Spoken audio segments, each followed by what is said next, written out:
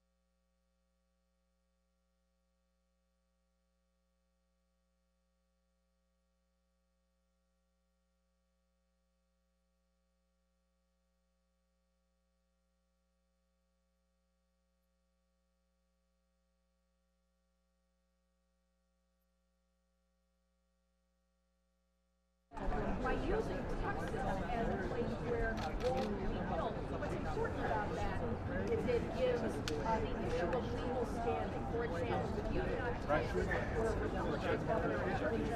Yeah, and that's Pelosi specifically referenced the idea of that sort of action being taken by the Democratic president, saying that Republicans should move to do this. Now, Republicans on Capitol Hill have a choice to make. Line up behind the president here and support one of the most popular campaign initiatives in their party.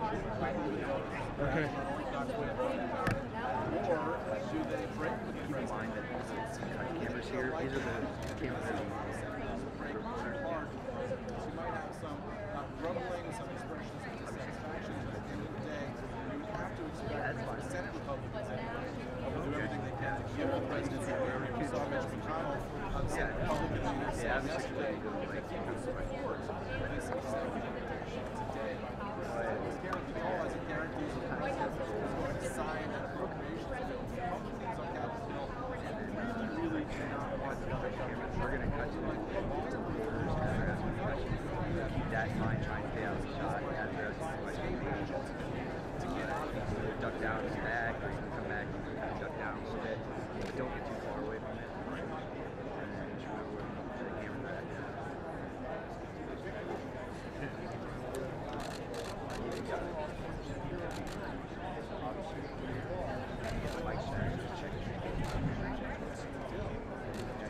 Yeah, we don't know exactly what the instructions are, and we don't know exactly how much money will be transferred because of that threat of potential loss. The other question that remains open is exactly what money is going to be reprogrammed. You know, the military construction budget is typically earmarked toward a whole range of construction projects that the Pentagon has in mind. And here, she's here not answering a question on exactly which projects are going to shut down in order to build that border. That's probably smart politics because ultimately all of those construction projects are contemplated having a range of backers and supporters who would rally to defend them. The White House would signal which ones are going to be against the border pay for this border wall construction by leaving it vague and keep the opposition sort of in the dark as to what's going to be which pots of money are going to be reprogrammed. Ultimately, the White House is savvy here in choosing military construction and not announcing those programs. Ultimately, they're going to reprogram money from in order to pay these projects.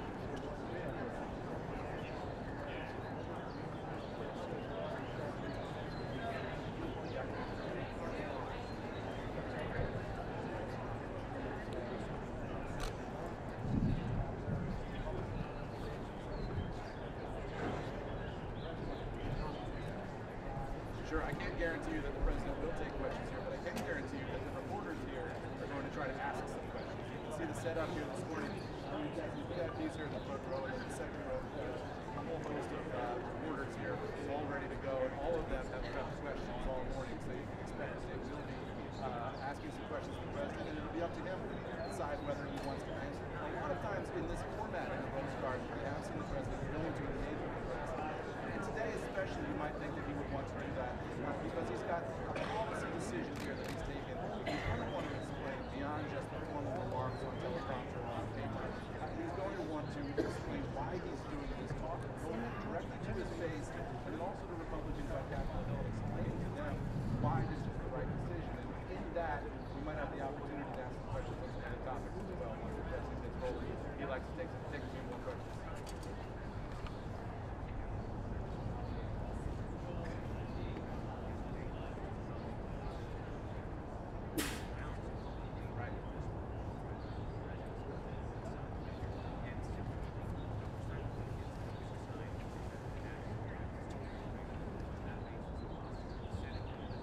Well, I'll try to ask him for you, Carl, when we see the president here in a couple of minutes. You know, Larry Kudlow in the White House briefing room yesterday was keeping it vague. He said there are good vibes from the negotiations, but he wouldn't say exactly where he was getting those good vibes from or what that even meant. But just a general sense of optimism about the China negotiations. And we saw the president earlier in the week signal publicly what we had reported people were saying here privately last week, which is that March 1st deadline on China tariffs could be kicked down the road a little bit by this president. That's a self-imposed deadline. There's no real reason they have to have it other than the president said that it exists. The president can simply kick that down the road if he feels, he said, that talks are going well and they've got progress and they think they might be able to get to a deal. So I think the the market looks at that as probably an optimistic sign that this is a White House that's in a deal-making mode, but not necessarily preparing to slap those tariffs on the first opportunity.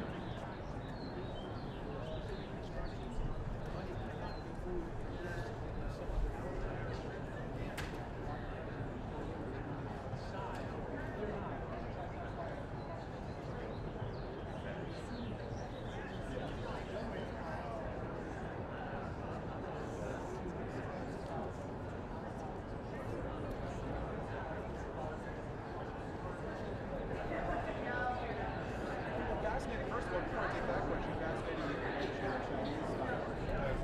Here at the White House, they talk about the Chinese stock market suffering over the past several months. And they view that as leverage of the Chinese. They feel like the Chinese market's weakness is one of the reasons Xi Jinping is back on the table here agreed to a deal. They hope more on their terms than on Beijing. Are you clearing me or do you want me to come back? I'm sorry? Are you clearing me? Do you need to come back For a now, little bit? yeah, when I pull wide, I'm not going to be clear yet. You want me to get down a little bit? I'm sorry? Do you want me to get down a Yes, little bit? please. Yeah. When it happens. Okay. Oh, absolutely. Look, the White House loves the leftward lurch of some Democrats on Capitol Hill. They view that as socialism, and they've taken the opportunity at every turn over the past 2 weeks or so to hammer home this idea that this is a president who stands against socialism, stands against government control of the economy. That's very comfortable political debating territory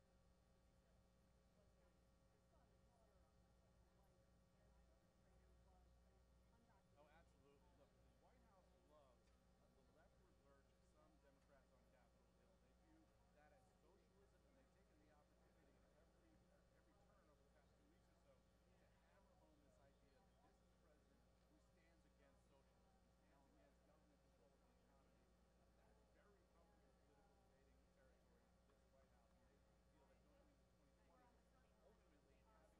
large corporations that are run, in this case, by the wealthiest guy in the world. So where is that balance on the Democratic Party going into 2020 is going to be fascinating, especially now that we've got so many Democrats, particularly in the Senate, who are running for president. There's going to be a wide range of menu choices for these Democrats policy-wise, and they're going to have to figure out what's their best option in order to take on this president in 2020. Well, that's a fascinating question, right? Because the issue is what's on the president's policy agenda here moving forward, domestically, right? We know what his foreign policy agenda is in terms of China, trade, Syria, and some of the actions he wants to take there. But what is the president going to accomplish with the last 2 years in his term running up to 2020? Ultimately, other than infrastructure, which he still kicks around as a possibility here, White House aides saying that there's bipartisan demand for an infrastructure bill. What is the big legislative push that we're going to see from this White House? Not clear where they're going to go after the voter wall. That has really consumed all of the attention of this White House. We'll wait to see whether they've got something else waiting in the wings that they want to push. But it gets tougher and tougher as we get into an election year and presidential election cycles. It's tougher and tougher to do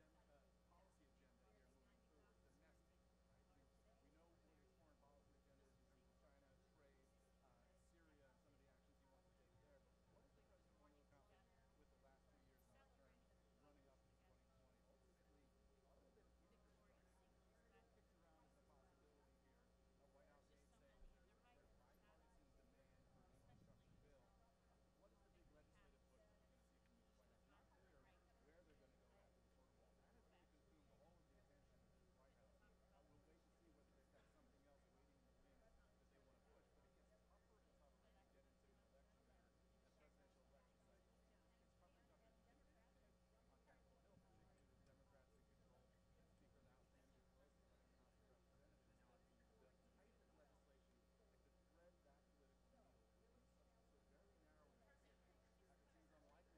White House that's going to get done between now and 2020. Ladies and gentlemen, the program will begin in 2 minutes.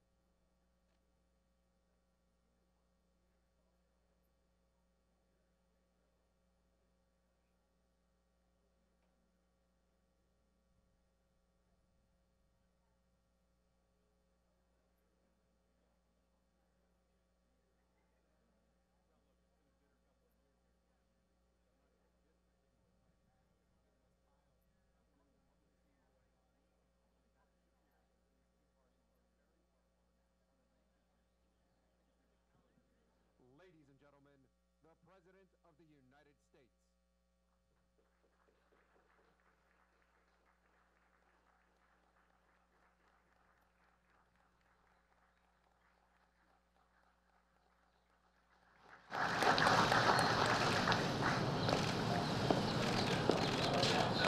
Thank you very much, everybody.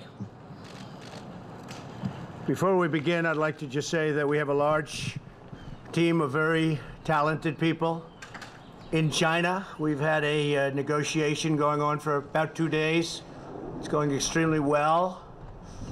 Who knows what that means, because it only matters if we get it done, but we're very much working very closely with China and President Xi, who I respect a lot. Very good relationship that we have, and we're a lot closer than we ever were in this country with having a real trade deal. We're covering everything, all of the points that people have been talking about for years that said couldn't be done, whether it was theft or anything. The unfairness. We've been losing, on average, $375 billion a year with China. A lot of people think it's $506 billion. Some people think it's much more than that. We're going to be leveling the playing field. The tariffs are hurting China very badly. They don't want them, and frankly, if we can make the deal, it'd be my honor to remove them. But otherwise, we're having many billions of dollars pouring into our treasury. We've never had that before with China. It's been very much of a one-way street. So that's happening, and the relationship with China is very good. But I think they finally respect our country. They haven't respected us for a long time. Not for a long time. The UK and the US, as you probably have been seeing and hearing, we're agreeing to go forward and preserve our trade agreement. You know all of the situation with respect to Brexit and the complexity and the problems, but we have a very good trading relationship with UK, and that's just been strengthened further. So with the UK, we're continuing our trade, and we are going to actually be increasing it very substantially as time goes by. We expect that the UK will be very, very substantially increased as it relates to trade with the United States. The relationship there also is very good. We have a lot of great announcements having to do with Syria and our success with the eradication of the caliphate, and that'll be announced over the next 24 hours, and many other things. A lot of positive things are going on. We're working on a summit, and you know all about the summit. It'll be in Vietnam, Hanoi, and we'll be meeting in Hanoi. I think a lot of you will be going, I suspect, and I hope we have the same good luck as we had in the first summit. A lot was done in the first summit. No more rockets going up, no more missiles going up, no more testing of nuclear. Get back our remains, the remains of our great heroes from the Korean War. And we got back our hostages. But we hope we're going to be very much equally as successful. I'm in no rush for speed. We just don't want testing. The sanctions, as you know, remain. Everything is remaining. China's been helping us, and Russia's been helping us. And South Korea, I think you can say, has been, we've been working very closely with South Korea, with Japan. But China, Russia on the border have really been at least partially living up to what they're supposed to be doing, and that's okay, as per the United Nations. So we will have a meeting on the 27th and 28th of February. And I think that will be a very successful, and I look forward to seeing Chairman Kim. We have also established a very good relationship, which has never happened between him or his family and the United States. They have really taken advantage of the United States. Billions of dollars has been paid to them. And we won't let that happen, but we think that North Korea and Chairman Kim have a tremendous potential as an economic force, economic power. Their location between South Korea and then Russia and China right smack in the middle, is phenomenal. And we think they have a great chance for tremendous economic prosperity in the future. So I look forward to seeing Chairman Kim in Vietnam. Today I'm announcing several critical actions that my administration is taking to confront a problem that we have right here at home. We fight wars that are 6,000 miles away, wars that we should have never been in many cases, but we don't control our own border. So we're going to confront the national security crisis on our southern border, and we're going to do it one way or the other. We have to do it. Not because it was a campaign promise, which it is. It was one of many, by the way, not my only one. We're rebuilding the military. Our economy is thriving like never before. You look at other economies. They're doing terribly, and we're doing phenomenally. The market is up tremendously today. Not that that's anything, but, you know, because I'll go back in and they'll say, oh, the market just went down.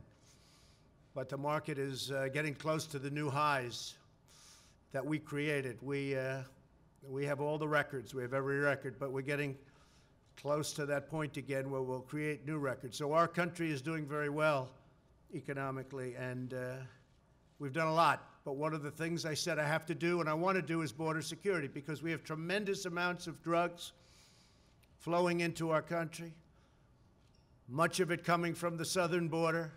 When you look and when you listen to politicians, in particular certain Democrats, they say it all comes through the port of entry. It's wrong. It's wrong. It's just a lie. It's all a lie. They say walls don't work. Walls work 100%. Whether it's El Paso, I really was smiling because the other night I was in El Paso. We had a tremendous crowd.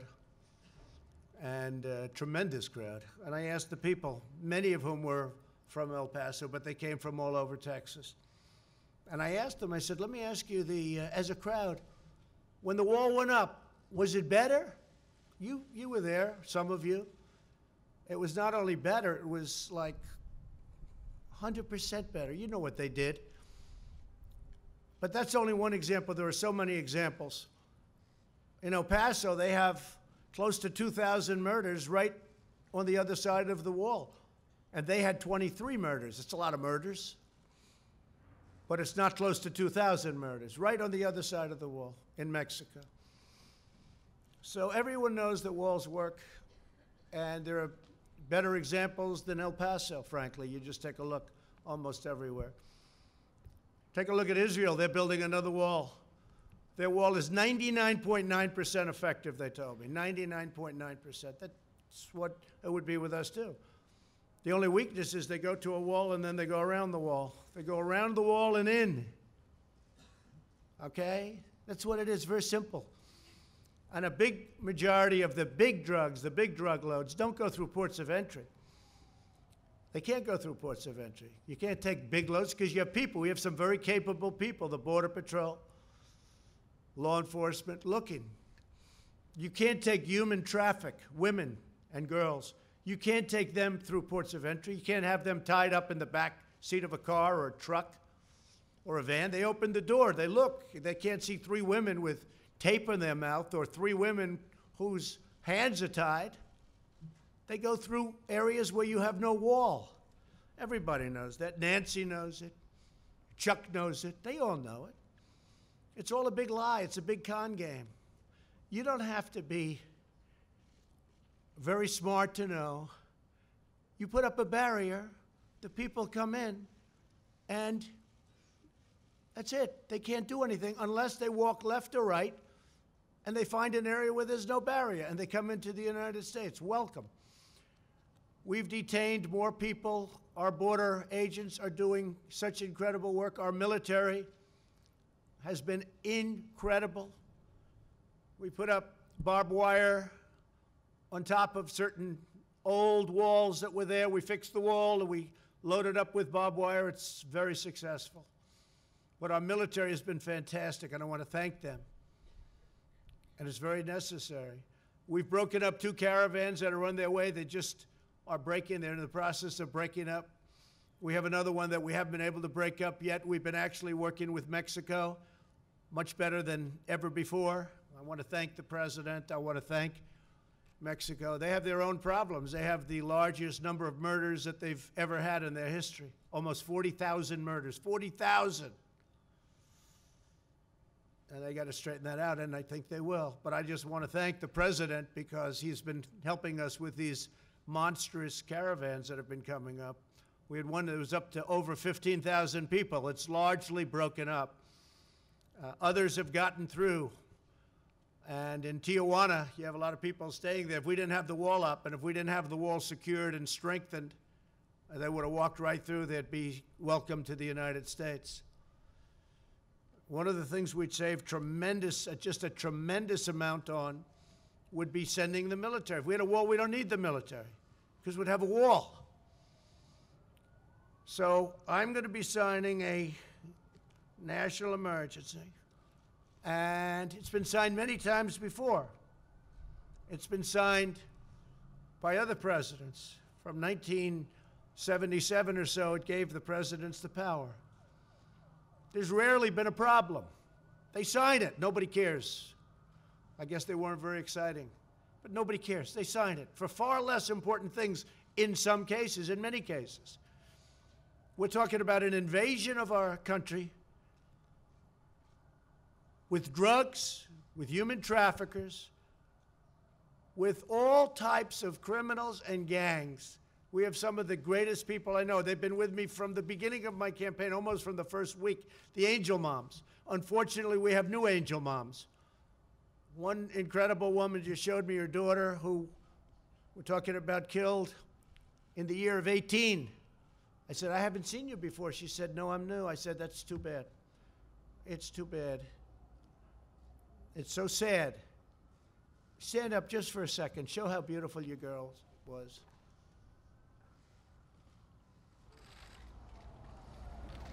Thank you. I have such respect for these people. Angel moms, angel dads, angel families. I have great respect for these people. These are great people. These are great people. They're fighting for their children that have been killed by people that were illegally in this country. And the press doesn't cover them. They don't want to, incredibly. And they're not treated the way they should be. They're fighting for other people because they don't want what happened to their children or husband or anybody. We have one young lady whose husband, please, stand up. Your husband was just killed in Maryland. Incredible man, just killed. Beautiful children won't be seeing their father again. These are brave people. These are people that they don't have to be here. They don't have to be doing this. They're doing it for other people. So I just want to thank all of you for being here. Okay, I really do. I want to thank you, incredible people. Last year, 70,000 Americans were killed, at least.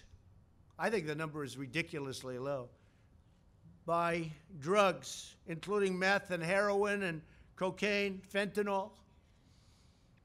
Now, one of the things that I did with President Xi in China when I met him in Argentina at a summit, before I even started talking about the trade, it was a trade meeting. It went very well, but before I talked about trade, I talked about something more important. I said, listen, we have tremendous amounts of fentanyl coming into our country, kills tens of thousands of people. I think far more than anybody registers.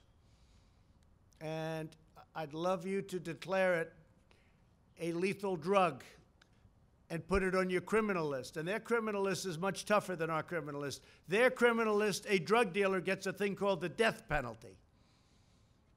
Our criminal list, a drug dealer gets a thing called, how about a fine? And when I asked President Xi, I said, do you have a drug problem? No, no, no. I said, you have 1.4 billion people. What do you mean you have no drug problem? No, we don't have a drug problem. I said, why? Death penalty. We give death penalty to people that sell drugs. End of problem. What do? We set up blue ribbon committees. lovely men and women. They sit around a table, they have lunch, they eat, they dine, and they waste a lot of time. So if we want to get smart, we can get smart. You can end the drug problem. You can end it a lot faster than you think. But President Xi's agreed to put fentanyl on his list of deadly drugs. And it's a criminal penalty, and the penalty is death. So that's frankly one of the things I'm most excited about in our trade deal.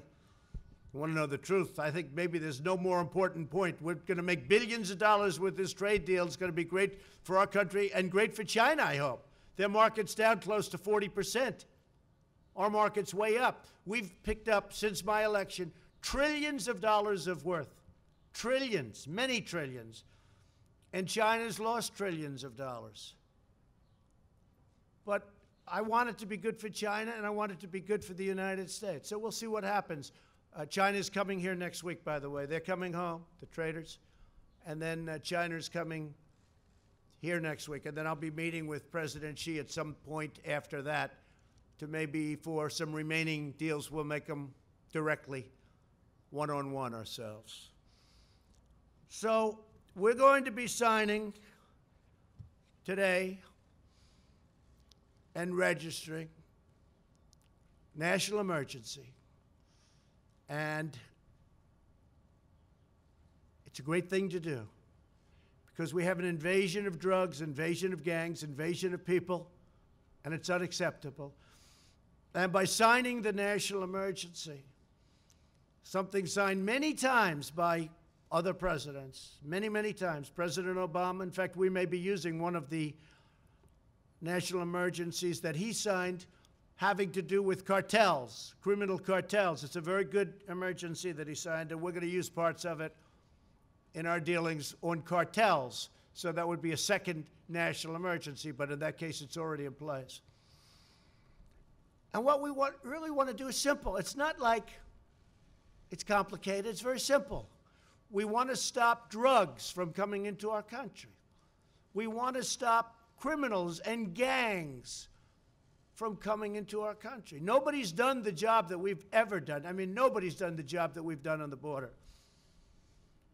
And in a way, what I did by creating such a great economy, and if the opposing party got in, this economy would be down the tubes. You know, I hear a lot of people say, oh, well, but maybe the previous administration. Let me tell you, the previous administration, it was heading south, and it was going fast. We would have been down the tubes. The regulations were strangling our country, unnecessary regulations. By creating such a strong economy, you just look at your televisions or see what's going on today, it's through the roof. What happens is more people want to come. So we have far more people trying to get into our country today than probably we've ever had before. And we've done an incredible job in stopping them, but it's a massive number of people. If we had the wall, it would be very easy. We would make up for the cost of the wall just in the cost of the fact that I would be able to have fewer people. We wouldn't need all of this incredible talent, some of whom are sitting in the first row. You wouldn't need all of this incredible talent. We would get thousands of law enforcement people, including Border Patrol. You put them in different areas. You have them doing different things. Law enforcement and Border Patrol. And I want to thank law enforcement, and I want to thank Border Patrol, and I want to thank ICE. ICE is abused by the press and by the Democrats. And by the way, we're going to be taking care of ICE. You know, we talk about the new bill. We're going to be taking care of ICE. They wanted to get rid of ICE. And the bill is just the opposite of that. A lot of good things happen. So that's the story. We want to have a safe country. I ran on a very simple slogan, make America great again. If you're going to have drugs pouring across the border, if you're going to have human traffickers pouring across the border in areas where we have no protection, in areas where we don't have a barrier, then very hard to make America great again. But we've done a fantastic job, but we haven't been given the equipment. We haven't been given the walls. And in the bill, by the way, they didn't even fight us on most of the stuff. Ports of entry, we have so much money, we don't know what to do with it. I don't know what to do with all the money they're giving us. It's crazy. The only place they don't want to give us much money, $1,375 million. Sounds like a lot, but it's not so much, although we're putting it to much better use than it used to be. A lot of the past administrations, it was easy to get, they didn't build, or they didn't do what they could have done. It would have been great. It would have been great to have done it earlier, but I was a little new to the job, a little new to the profession. And we had a little disappointment for the first year and a half. People that should have stepped up did not step up.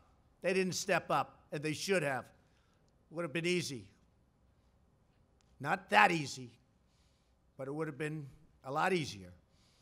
But some people didn't step up. But we're stepping up now. So we have a chance of getting close to $8 billion. Whether it's $8 billion or $2 billion or $1.5 billion, it's going to build a lot of wall. We're getting it done. We're right now in construction with wall in some of the most important areas. And we have renovated a tremendous amount of wall, making it just as good as new. That's where a lot of the money has been spent on renovation. In fact, we were restricted to renovating, which is okay. But we're going to run out of areas that we can renovate pretty soon. And we need new wall. So I want to thank everybody for being here. I want to thank in particular the angel moms and dads for being here. Thank you very much. We have great respect for you. The real country, our real country, the people that really love our country, they love you. So I just want you to know that. I know how hard you fight, and I know how hard a fight you're having. I also want to thank all of the law enforcement for the job you do. Believe me, our country loves you, and they respect you greatly. And we're giving you a lot of surplus. We're giving you surplus military equipment, which a lot of people didn't like giving previous to this administration. But hundreds of millions of dollars of surplus equipment. And as we get it, as you know, we send it down, and you have much better protection. But I really appreciate you being here. So the order is signed, and I'll sign the final papers as soon as I get into the Oval Office, and we will have a national emergency, and we will then be sued, and they will sue us in the Ninth Circuit, even though it shouldn't be there, and we will possibly get a bad ruling, and then we'll get another bad ruling, and then we'll end up in the Supreme Court, and hopefully we'll get a fair shake, and we'll win in the Supreme Court. Just like the ban, they sued us in the Ninth Circuit, and we lost, and then we lost in the appellate division, and then we went to the Supreme Court, and we won. And it was very interesting, because yesterday they were talking about the ban, because we have a ban. It's very helpful, Madam Secretary. Is that right? Without the ban, we'd have a bigger problem. We have a ban on certain areas, certain countries, depending on what's going on in the world. And we won. But somebody said, President Trump lost on the ban. Well, he was right. I lost at the lower court. He didn't say that we ultimately won at the United States Supreme Court. They didn't want to say that. They didn't want to go that far. They were saying how I lost. The person sitting right up here, Donald Trump lost on the ban. Yeah, I did. And then I lost a second time. You should have said that too. And then it went to the Supreme Court, and I won. Didn't want to take it that far. But we won on the ban, and we won on other things too. The probably easiest one to win is on declaring a national emergency, because we're declaring it for virtual invasion purposes, drugs, traffickers, and gangs. And one of the things, just to finish, we have removed thousands of MS-13 gang monsters. Thousands. They're out of this country. We take them out by the thousands, and they are monsters. Okay. Do you have any questions? Yeah. John, go ahead. You were prepared. Mr. President, a lot of the money. Were you saying I was prepared? What, with the microphone and Oh, prepared I thought for you questions? meant I was prepared. I couldn't believe No, you no, said no. that. People don't like saying that. You were prepared for questions. I am prepared. I'm always prepared. A lot of the money that goes to count toward your $8 billion is money that's being reprogrammed in the DoD budget. How can you guarantee to military families and to our men and women of the military that none of the money that would be reprogrammed to a wall will take away from other technology, other renovations, construction that is desperately needed in our military? So, John, we had certain funds that are being used at the discretion of generals, at the discretion of the military. Some of them haven't been allocated yet, and some of the generals think that this is more important. I was speaking to a couple of them. They think this is far more important than what they were going to use it for. I said, what were you going to use it for? And I won't go into details, but didn't sound too important to me. Plus, if you think, I've gotten $700 billion for the military in year one, and then last year $716 billion, and we're rebuilding our military. But we have a lot, and under the previous administration, our military was depleted, badly depleted, and they weren't spending, I mean, they had a much smaller amount of money. So when I got $700 billion and then $716 billion, and this year it's going to be pretty big too, because there's few things more important than our military. You know, I'm a big deficit believer in all of that, but before we really start focusing on certain things, we have to build up our military. It was very badly depleted. And we're buying all new jet fighters, all new missiles, all new defensive equipment. We'll soon have a military like we've never had before.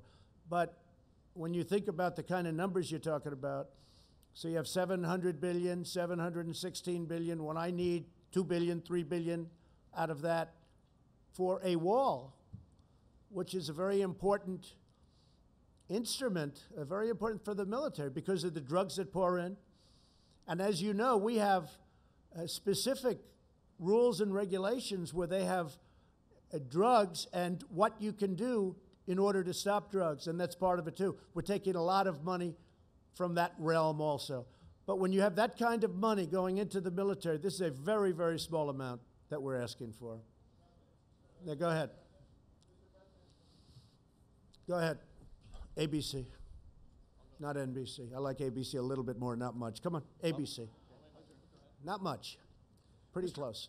Mr. President, what do you say to those, including some of your Republican allies, who say that you are violating the Constitution with this move and setting a bad precedent that will be abused by possibly Democratic presidents in the future? Marco Rubio. Well, not too many people, not too many people have said that. But the courts will determine that. Look, I expect to be sued. I shouldn't be sued. Very rarely do you get sued when you do national emergency.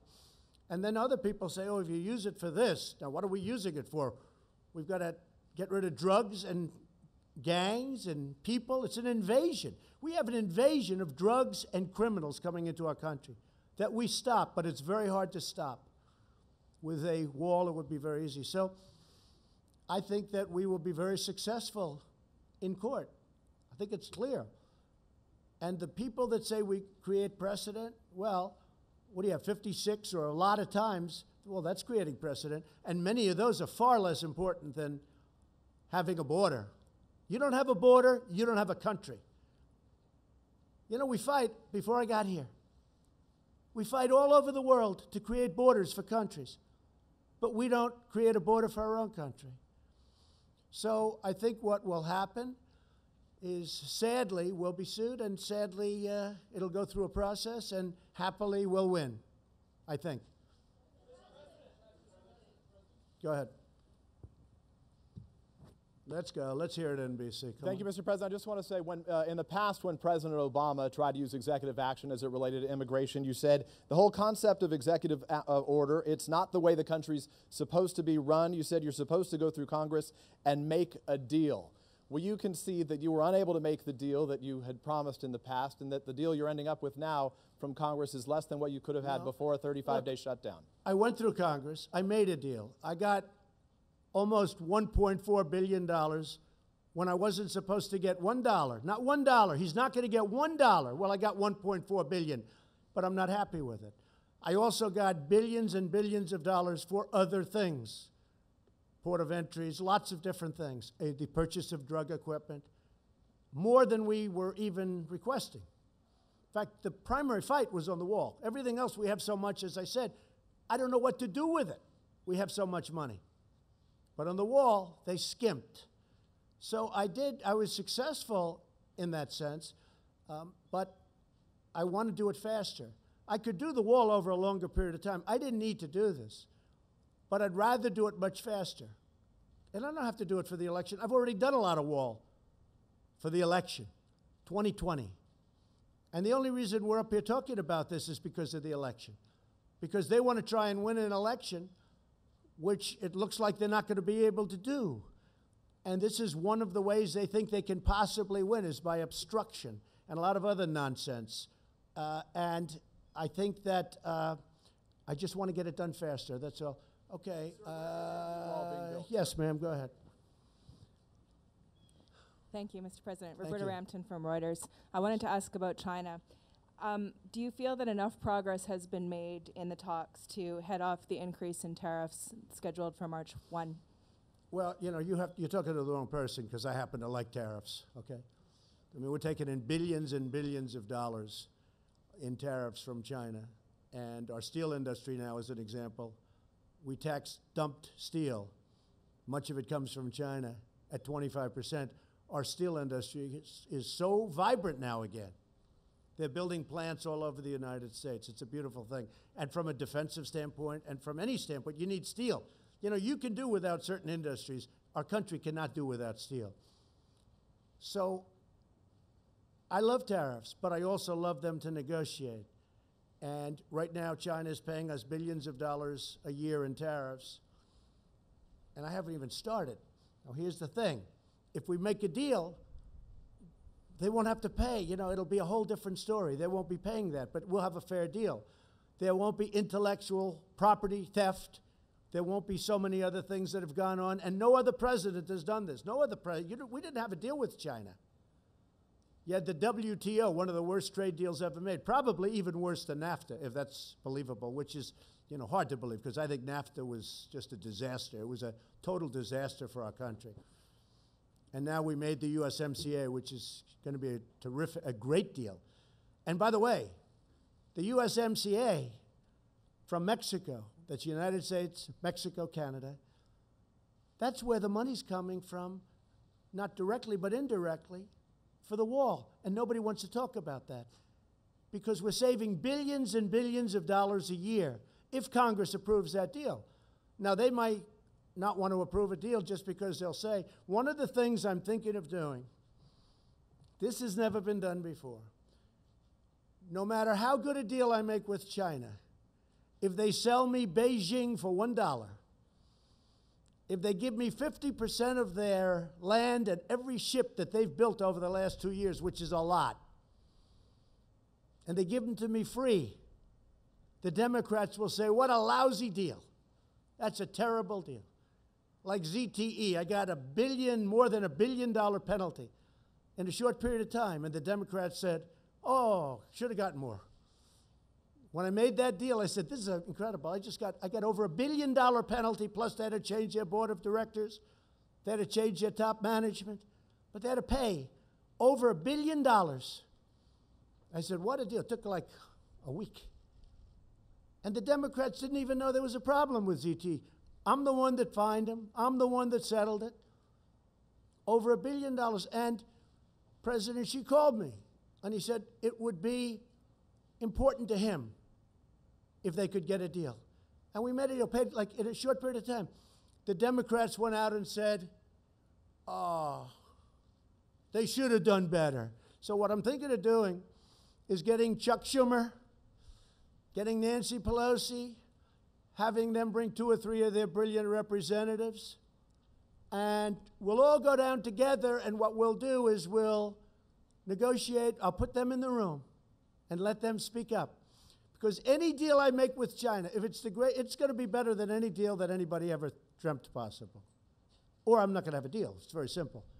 But any deal I make with China, Schumer's going to stand up and say, oh, it should have been better. It should have been better. And you know what? That's not acceptable to me. So I'm thinking about doing something very different. I don't think it's ever been, I just don't want to be second guessed, but that's not even second guess, that's called politics. Sadly, I'd probably do the same thing to them, okay? But any deal I make, toward the end, I'm going to bring Schumer, at least offer him, and Pelosi. I'm going to say, please join me on the deal. And by the way, I just see our new Attorney General is sitting in the front row. Please stand up, Bill. Such an easy job he's got. He's got the easiest job in government. Thank you, and congratulations. That was a great vote yesterday. Thank you very much. Yes, go ahead. Go ahead. In your remarks, sir, you said that you were too new to politics earlier in your administration when you would have preferred that this be done. Is that an admission of how you might be changing on the job? And well, I'm learning. I mean, I am learning. Don't forget, it's not like I've done this for. A senator came into my office and said, sir, I've been running for office for 30 years. I've won 7 out of 7. I did lose a couple when I was younger. I said, well, I've won 1 out of 1. But, you know, I never did politics before. Now I do politics. I will tell you, I'm very disappointed at certain people, particular one, for not having pushed this faster. Are you referring but to Speaker I've Ryan, learned, sir? Who? Speaker Ryan? Let's not talk about it. Okay. What difference does it make? But they should have pushed it faster. They should have pushed it harder. And they didn't. They didn't. If they would have, it would have been a little bit better. In the meantime, I've built a lot of wall. I have a lot of money, and I built a lot of wall. But it would have been nice to have gotten done. And I would like to see major immigration reform. And maybe that's something we can all work on, Bill, where we all get together and do major immigration reform, not just for a wall, for a barrier, for port of entry, for other things. We have a real problem. We have catch and release. You catch a criminal, and you have to release him. We have so many other things. You have chain migration, where a bad person comes in, brings 22 or 23 or 35 of his family members because he has his mother, his grandmother, his sister, his cousin, his uncle. They're all in. You know what happened on the West Side Highway.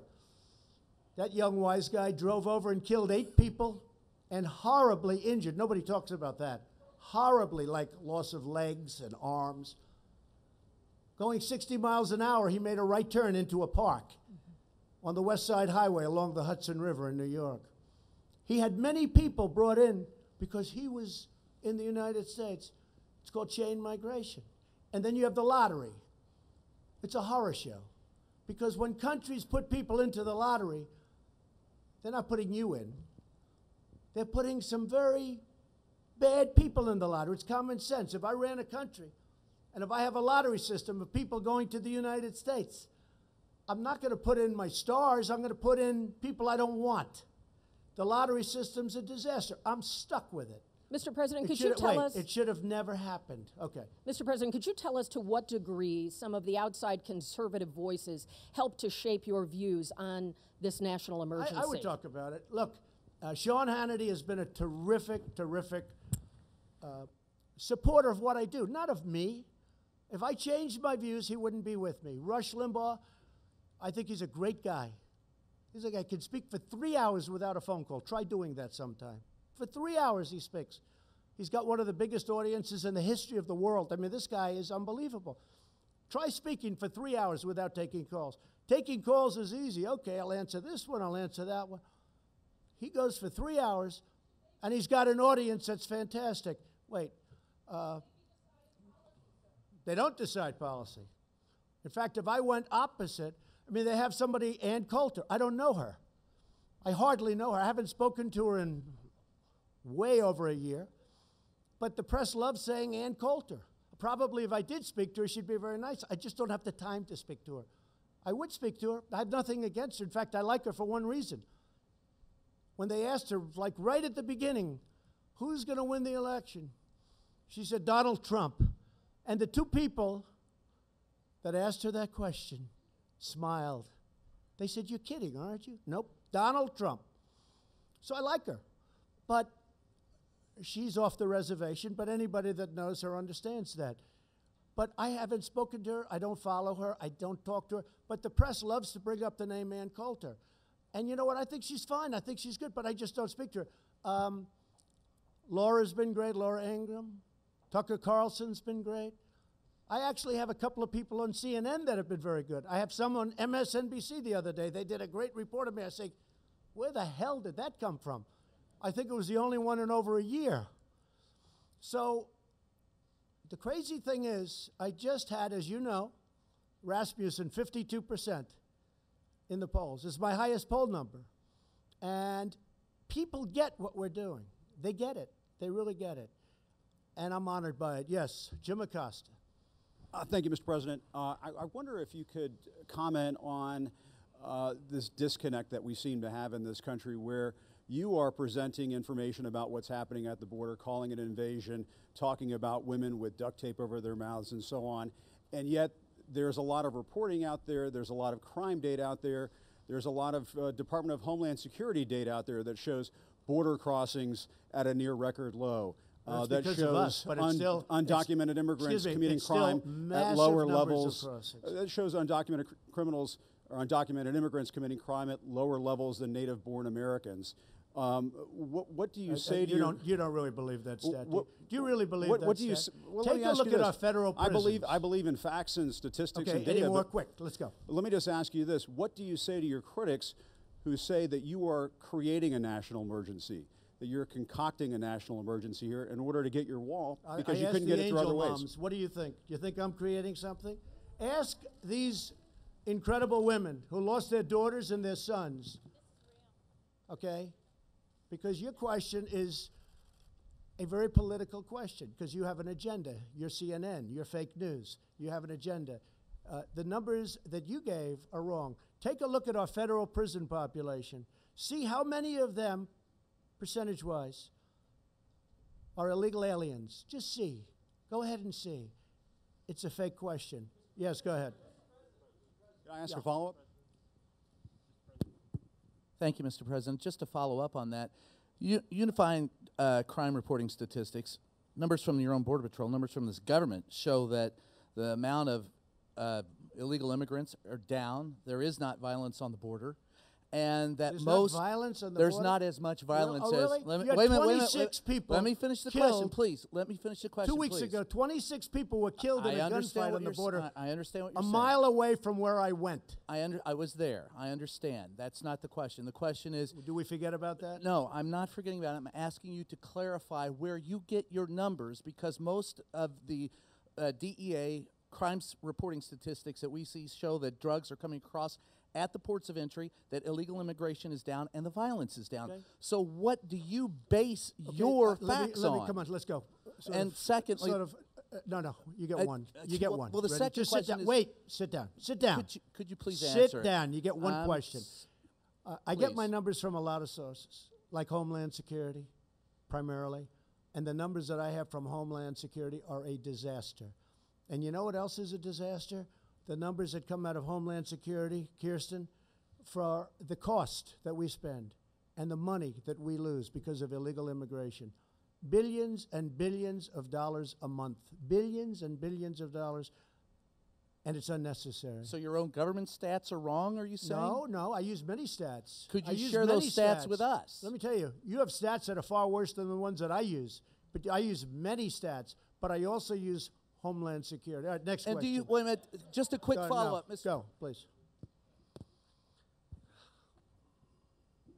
Thank you, Mr. President. I just want to bring you back to China for a second. The White House put out a statement today talking about the March 1st deadline. The other day, though, you gave the possibility that maybe this could slide. Are you eyeing a possible extension, 30 days, maybe 60 days? Where does the status there? Or is March 1st So it's the a deadline? very big deal. I guess you could say it's like, must be the biggest deal ever made if you think trade with China. How big does that get? Although if you look, the USMCA is right up there. But it's very complicated. There are many, many points that we're bringing up that nobody ever brought up or thought to bring up, but they're very important because we were on the wrong side of every one of them. There is a possibility that I will extend the date. And if I do that, if I see that we're close to a deal or the deal is going in the right direction, I would do that at the same tariffs that we're charging now. I would not increase the tariffs. Let me also ask you about the debt, sir, because it's gone from a shade under 20 trillion from when you took office. Now it's a shade over 22 trillion and heading in the wrong direction. What are your plans to reverse it? Well, it's all about growth. But before Growth I only, really or focus on that, and you have to remember, President Obama put on more debt on this country than every president in the history of our country combined. So when I took over, we had one man that put on more debt than every other president combined. Combine them all. So you can't be talking about that. But I talk about it because I consider it very important.